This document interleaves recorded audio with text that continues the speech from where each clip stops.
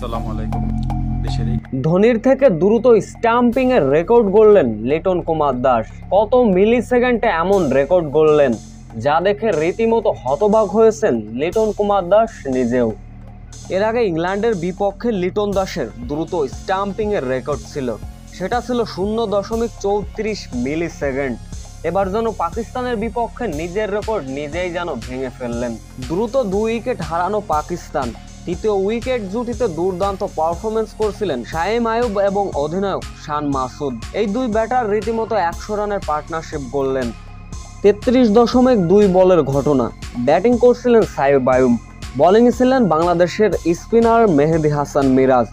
বলটি করলেন down the উইকেটে এসে খেলার প্রচেষ্টা ছিল শাহিম আয়ুবের, কিন্তু ব্যাটে বলে সংযোগ না হলে বল কিপার লিটন দাসের হাতে।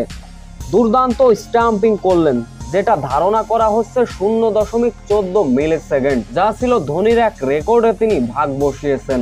সো ভিউয়ার্স, লিটন দাসের এমন স্টাম্পিং দেখে আপনাদের কি মতামত? এ বিষয়ে অবশ্যই আপনাদের মূল্যবান কমেন্ট করে যাবেন।